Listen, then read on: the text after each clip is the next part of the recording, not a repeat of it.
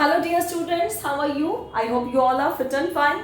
My dear students, in this video we will discuss exercise 7.2, the first sum. And the statement of the first sum is, in an isosceles triangle ABC with AB equal to AC, the bisector of angle B and C intersect each other at O. Here an isosceles triangle is given. No figure is given, so we have to draw the figure. Okay, so firstly I am drawing the figure in isosceles triangle ABC. An isosceles triangle A, B and C. With AB equal to AC, it is given that AB और AC क्या है? Same view है. And the bisector of angle B and C intersect each other at point O. It means B का bisector क्या होता है? वो line segment जो उस angle के two equal parts करे. That is bisector. तो अब bisector of angle B, मैंने B का bisector लिया और यहाँ से C का bisector लिया. They intersect each other at point O. B का bisector C के bisector ने O पर क्या किया? Intersect किया, कट किया आपस में, ठीक है? And join A to O और A और O को join कर, ठीक है?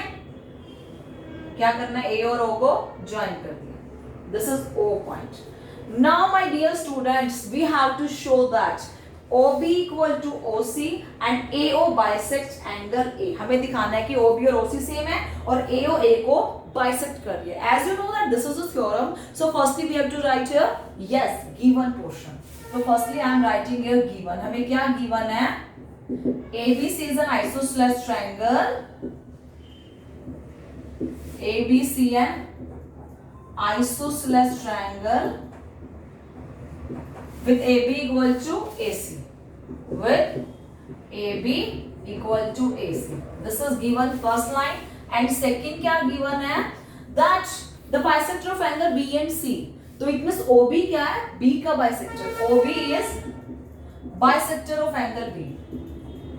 OB is bisector of angle B. And the third portion given है same as C का भी bisector given है. OC is bisector of angle C. Bisector of angle C. ठीक है? Now we have to write to prove. क्या prove करना है? OB equal to OC. Firstly we have to prove OB equal to OC, and the second part we have to prove AO bisect angle A. We have to prove that this too. Now I am starting my proof. आप मुझे first part में prove करना है OB और OC को same दिखाना है. Look here with in 3 or 4 lines we will show this, ठीक है ना? सबसे पहले क्या गिवन है? ABC is an isosceles triangle. ABC is an isosceles triangle. Isosceles triangle, ठीक है ना? अगर ये isosceles triangle है तो AB किसके इक्वल है? AC के इक्वल है, ठीक है ना? My dear students, before doing this 7.2 and last video we discussed the two theorems. In theorem number 1, the side opposite to equal angles are equal. Theorem number 2, angles opposite to equal sides are equal. ठीक है ना? Now we will apply this result. अब ये sides equal हैं, ठीक है? Given है. अब देखो AB और AC two sides equal, तो इनके AB के opposite angle क्या है? C और AC के opposite angle क्या है? B. Now we can write that angle B equal to angle C. क्यों equal है? Because angle opposite to equal sides are equal. Angle opposite to equal sides are equal. So इसलिए कि sides equal तो इनके angle भी क्या होंगे? Equal होंगे, ठीक है ना? अब B और C अगर एंगल इक्वल है, मैं दोनों को क्या कर दूं? सेम डिवाइड कर दूं 2 से, तो अभी रिजल्ट क्या होगा? सेम रहेगा. तो अगर B और C एंगल इक्वल है तो मैंने कर दिया B/2 equal to angle C/2. They also equal. My dear students, I am writing here naming 1, 2, 3, 4, 5, 6. Look here, my dear students. This is the most important concept. अब complete angle B और complete angle C क्या है? Equal है. और it is also given that OB line क्या है? Bisector है.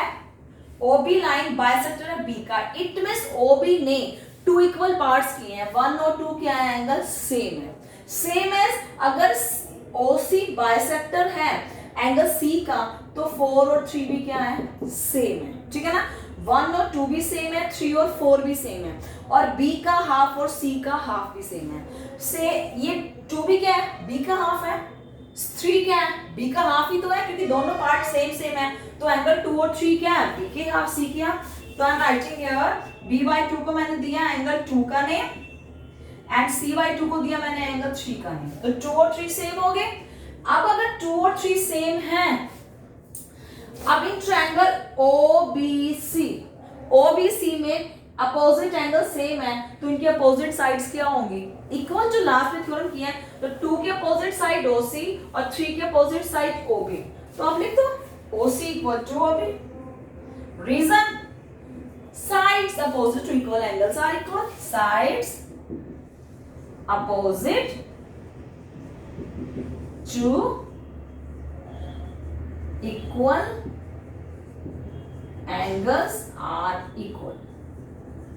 ठीक है, तो OB और OC सेम है। This is what we have to prove, हमें यही प्रूव करना था और ये प्रूव हो गया। This is our first part. Now second part. Second part में क्या दिखाना है, हमें दिखाना है AO bisect angle A। AO bisect angle A मुझे दिखाना है कि ये जो दोनों है ना 5 और 6 एंगल सेम है।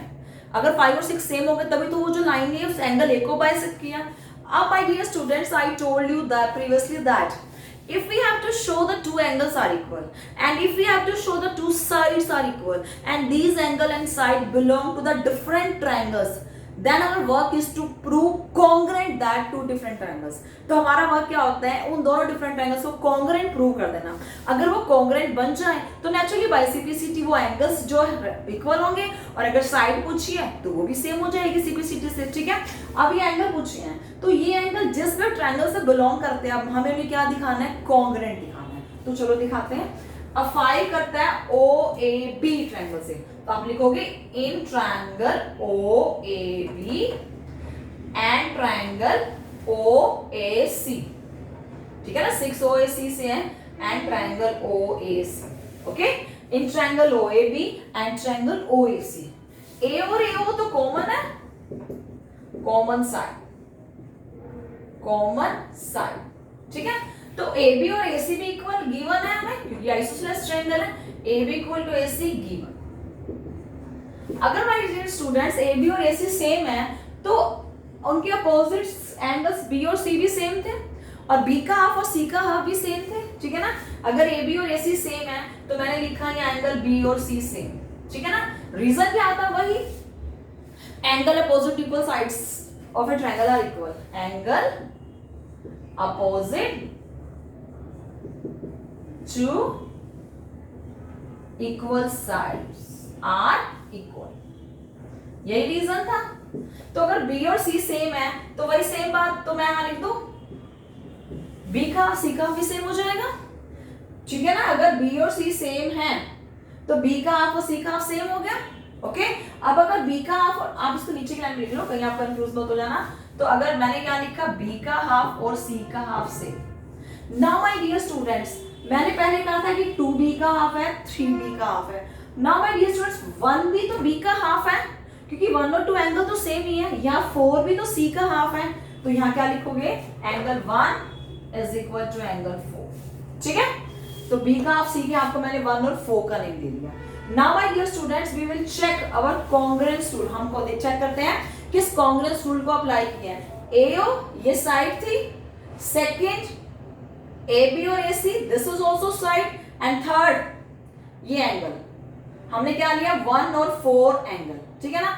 तो हमारा क्या हुआ, तो हमें किस रूल को अप्लाई किया है, तो पहले मैं आपको बताती हूँ कि कौन से कॉन्ग्रुएंस रूल को apply. Now my dear students, firstly we will check the continuity, that कि हमने क्या लगाया है उसकी कॉन्टिन्यूटी को डायग्राम में चेक करेंगे। हमने फर्स्ट लिया A और AO कॉमन साइड, तो that means this is our side.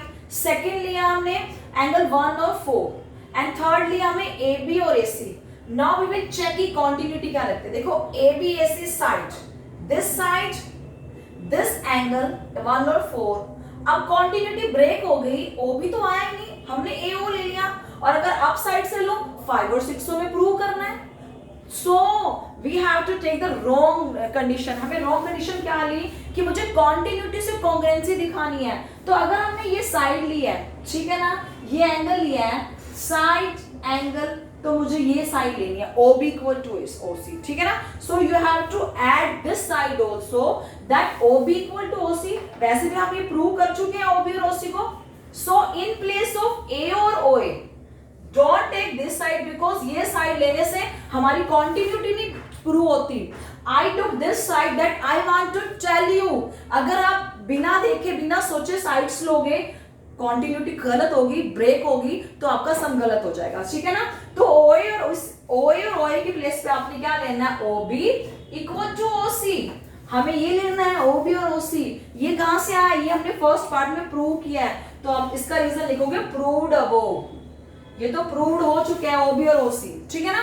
अब कॉन्टिन्यूटी बनी है OB OC से, AB AC और एंगल 1 और 4, इन तीनों से देखो कॉन्टिन्यूटी क्या बनती है, AB AC this side, this one angle and this side SAS, यहां भी AC this 4 angle and this OC by SAS congruence rule. तो आप क्या लगाओगे, by SAS congruence rule, triangle AOAB is congruent to triangle OAC. Now these two triangles are congruent. अब congruent हो गया तो मैं 5 और 6 को सेम क्या दूं, 5 equal to 6, reason by CP CT। अगर 5 और 6 सेम है तो इट मींस OA लाइन ने एंगल A को क्या कर दिया, बाइसेक्ट कर दिया, ठीक है ना। तो आप लिखोगे this implies AO bisect angle E. That's it, my dear students. This is very easy, not typical. So just you have to remember the congruent criteria of congruency of triangle, and just you have to remember कि how can we prove the congruent continuity उसकी diagram में बननी चाहिए. That's it. If there is any doubt, then you can comment me. Thank you.